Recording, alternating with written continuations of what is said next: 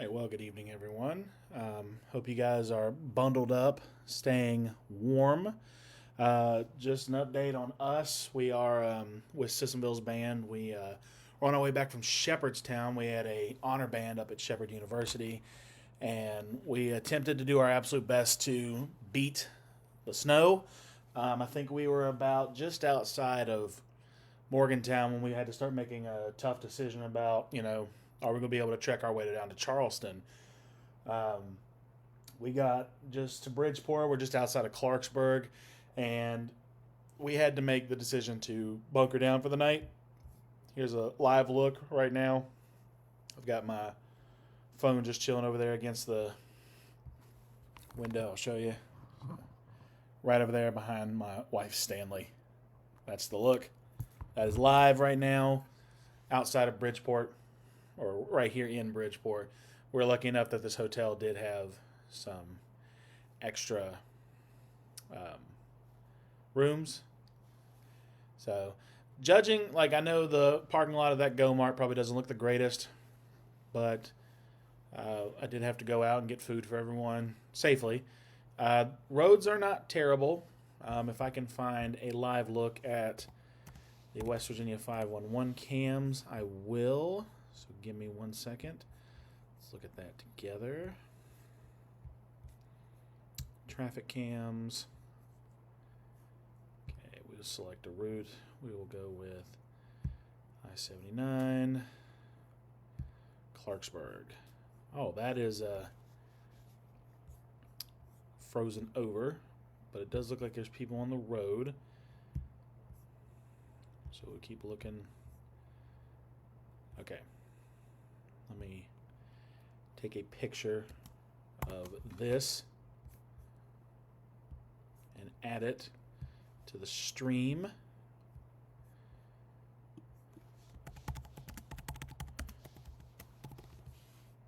Okay. Now I know your screen is black right now, but let me get the image pulled up.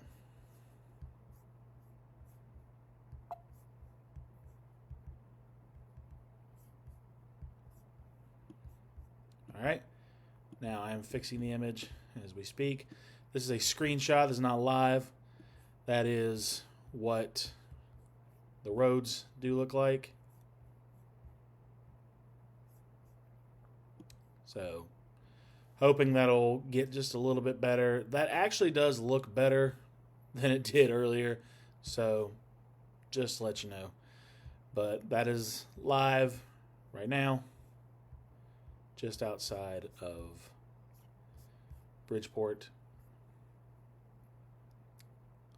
All right. Well, tonight, I just wanted to hop on here real quick to tell you, stuck in a hotel. Might as well do a little bit of Bible study tonight. I've been going through the minor prophets. I have yet to finish the book of Hosea. That's actually where I'm at. Pastor John at the Nazarene Church did Amos. This morning we were in chapter 5. Very good read through. But I figured tonight, since we're stuck in this hotel, we will read Hosea chapter 8. All right, and this will give us a good chance to catch up and do our thing on Translation Tuesday. This is as informal as it gets when it comes to my videos. All right, so we are going to read chapter 8 of Hosea together. I am in the New American Standard Bible. If there's any confusing things or anything, I do have my New King James, and I can pull up any other translation on my iPad. But for now, we're in the New American Standard 2020. This is Hosea chapter 8. Let's read together. Put the trumpet to your lips. Like an eagle, the enemy comes against the house of the Lord, because they have violated my covenant and rebelled against my law. They cry out to me, my God, we of Israel know you. Israel has rejected the good. The enemy will pursue him. They have set up kings, but not by me. They have appointed officials, but I did not know it. With their silver and gold, they have made idols for themselves, so they will be eliminated. He has rejected your calf, Samaria, saying, my anger burns against them. How long will they be incapable of innocence? For from Israel comes even this. A craftsman made it, so it is not God. Assuredly, the calf of Samaria will be broken into pieces. For they sow wind and they harvest a storm. The standing grain has no kernels, it yields no grain. If it were to yield, strangers would swallow it. Israel has been swallowed up. Now they are among the nations, like a vessel in which no one delights. For they have gone up to Assyria like a wild donkey all alone. Ephraim has paid fees for lovers, even though they pay for aliens among the nations. I will gather them up now, and they will begin to diminish because of the burden of the king of officials. Since Ephraim has multiplied altars for sin, they have become altars of sinning for him. Though I wrote for him 10,000 precepts of my law, they are regarded as a strange thing. As for my sacrificial gifts, they sacrifice the flesh and eat it, but the Lord has taken no delight in them. Now he will remember their guilt and punish them for their sins. They will return to Egypt, for Israel has forgotten his maker and build palaces, and Judah has multiplied fortified cities. But I will send a fire on its cities, and it will consume its palatial buildings. All right. It's a nice little read. There's one verse I felt a little confused on. Somewhere between 10 and 13. So let me pull up my... So on this trip, I did pack 2 Bibles. If you know me, that's very tamed compared to what I could be packing. So here's my New King James. So where are we at? Hosea, right there. 5, chapter 8. So there's 10. Yes, though they have hired among the nations. What did this one say? They pay for allies among the nations. Okay, that wasn't it. I will gather them, and they shall sorrow a little, but because of the burden of the king of princes. Because Ephraim has made many altars for sin. Since Ephraim has multiplied altars for sin. Okay. I guess, I don't know why the word multiplied may have... they have become altars of sinning for him. They have become for him altars. Okay, so it's just referring to the nation. Oh, okay. It shows how much that sometimes just little things can mess me up. All right. So yeah, that's the crazy thing about the minor prophets, and Pastor John made it really good clear about it this morning when he was reading out of Amos. So Amos is the first minor prophet chronologically. Wrote around. I sent a picture to him. I don't think I have the picture readily available. Let me see if I can get it. Re-download it, because he was asking for the minor prophets in order. So I sent it to him. I told him I'd send it to him at one point and just went home and forgot.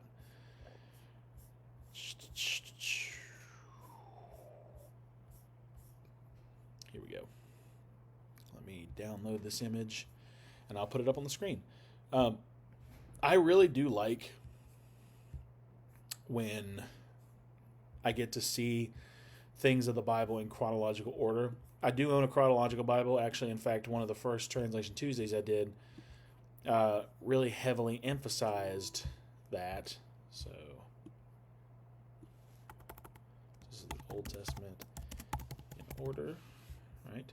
So I'm going to replace, I'm not going to replace that image. I'm going to add a new look. Old Testament in order. I'm going to show you guys the picture I took. This is the books of the Bible in order in terms of chronological concept. Okay. So what you're seeing on screen, this is the books of the Old Testament in chronological order. And I'm trying to get the image fit for the screen. All right. So you'll notice that, we got Genesis, and then we go straight into Job. All right. Then you got Exodus, Leviticus, Numbers, Deuteronomy, Joshua, Judges, Ruth, 1st and 2nd Samuel. If you know anything about the Old Testament for the Hebrews in the Jewish Bible, First and Second Samuel is just one book. So in the Christian Old Testament, we separate them into two books. For them, it's just one. And then we go into First Chronicles. Then you got a lot of the Psalms started to be written at this point. Then straight into the book of Amos. So around this part right here, I know I have a mouse that I'm pointing at, and I really wish you guys could see it. All right. But you'll notice I've got a lot of extra lines that show you how a lot of things start to connect to each other. All right, then you got Hosea, which is the one we're in right now, comes right after Amos. You got Second Chronicles, you've got Proverbs, Ecclesiastes, Song of Solomon, and then the Kings. So the Kings is a story of, well, kings of Israel. All right, and then you've got Joel, Micah, Isaiah, Zephaniah, Habakkuk, Jeremiah. Then you got the Babylonian exile of Daniel and Ezekiel. And then you got the other books written down, Ezra and Esther together, Nehemiah, Haggai, Zechariah, and Malachi. So it's actually kind of cool that Malachi is one of the books that chronologically fits like Genesis, so where it was written. So I thought that was actually kind of cool.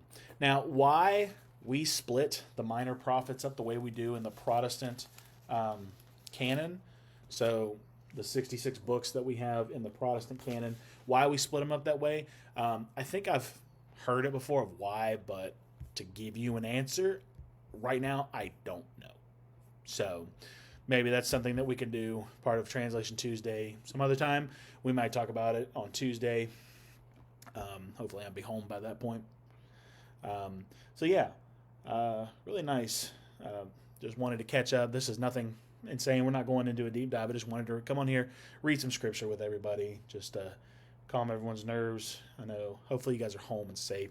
I really wish we were home, but we had to make this extra trip and hold down the fort with the students that we have with us. Yeah, so if you're just now joining us or anything, or watching this later, I went through Hosea chapter 8. Chapter 9 is it's like almost very similar to the book of Amos. It looks like it's going to get pretty deep. Actually, what I'll do before we end here is go through my highlighting process. Mine has no meaning to... Actually, I say that, but I have two meanings, and that's these two colors right here. Blue is more of spiritual things that have a lot of spiritual deep meaning to them. And green is prophecy and or things that connect to ideas in the book of Revelation. I do have chapter 7, verse 15 and 16 highlighted in green out of Hosea. They read, "Although I trained and strengthened their arms, yet they devise evil against me.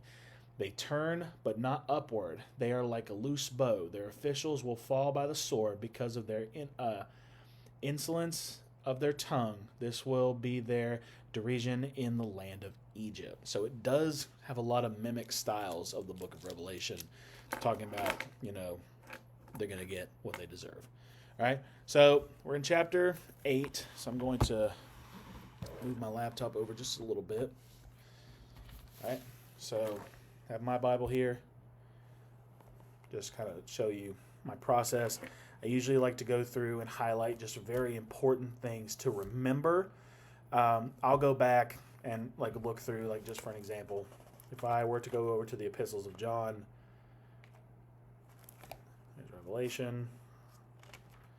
So yeah, here's 1 John, a lot of highlights and stuff. Doesn't mean they necessarily have a common theme, because you got yellow, orange, yellow, pink, red, whatever. It's a couple underlines.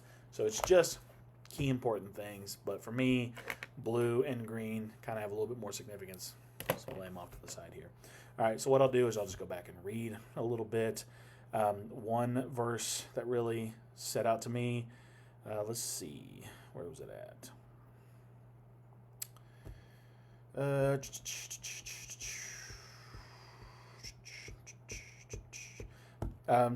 Verse 12. "Though I wrote for him 10,000 precepts of my law, they are regarded as a strange thing." That wasn't it. Here it is. Verse 13.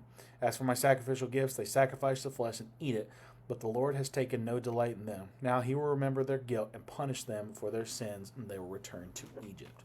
Okay, a very nice important thing to remember when it comes to, a lot of the stuff that we do. Like, think about the sacrificial gift that God gave us when it comes to Christ. A lot of people take it for granted. A lot of people fall back on it when they're simply in times of need and not in times of prosper or good. They only fall back on it when they feel like they're in danger. Right? So that's a nice one to put together. There is one thing I want to bracket together.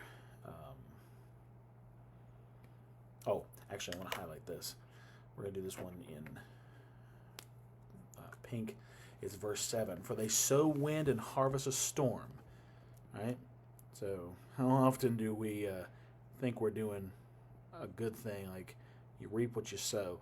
So when the farmer, is sowing his crop, what is he reaping out of? Like, is he sowing it properly? All that. So are you sowing what God wants you to? All right. And then I think that's it. This is actually one of the more laid back ones. I think it was this section right here.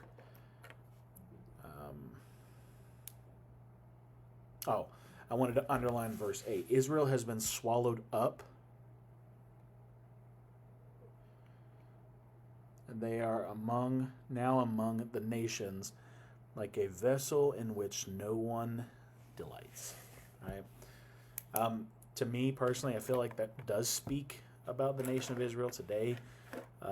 We do support Israel, but oftentimes that we are caught up in this idea that, like, they're still Israel, they still have the history that they have done, but they're still God's chosen people.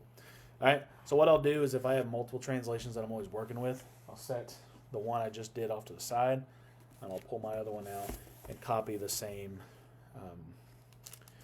ones over. Thankfully, I'm already on a page that does it. So we will highlight verse 7. This is just so that, depending on what Bible I pull out, like, let's just say I'm just in a rush and I grab my New King James. It'll have a lot of the same notes, same highlights and stuff. I like to keep things very consistent amongst all my translations. Now, they're all not the same. I've been trying to tell myself I need to stop highlighting them all exactly the same and start using them all for different purposes, which I'm glad. That's why I haven't touched my CSB Bible that my mom got me for Christmas. That way I can start doing a different thing in it.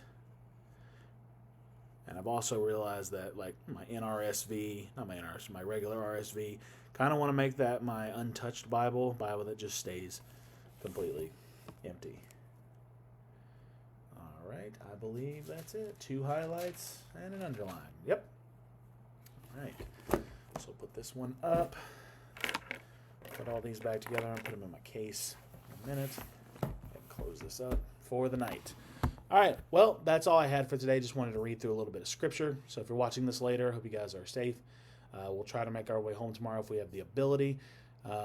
Again, that's a live look outside at Bridgeport right now.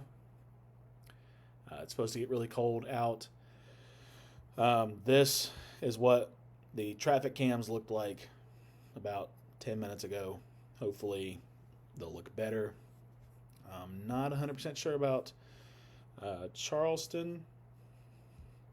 Let's go take a look. We will pull up an image of Charleston. Maybe I can get my screen shared. Okay, there's South Charleston. Okay, here is the Oakwood Bridge. Okay, let me get a screenshot of this.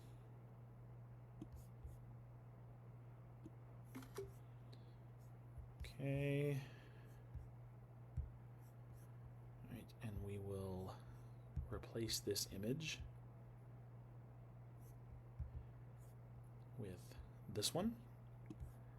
Okay, this is I-64 at the Westmoreland exit. This is a screenshot, not a live look. So it looks like in Charleston, roads are better than up here. I know with it being in the capital city, they're probably going to have just a little bit more coverage than up here. So we are a little bit further away, about 2 hours up the road from Charleston, trying to get these kids back to Sissonville. So yeah, that's a screenshot grab of just a couple of seconds ago. This is outside right now of our hotel here in Bridgeport. So yeah. All right, thank you all for joining. This was just a quick spur of the moment thing. Hope you guys are safe. I know a lot of churches have canceled services, and I know this is not something that we want to be doing, but safety is priority. So hope you guys have a great night. God bless you. We'll see you next time.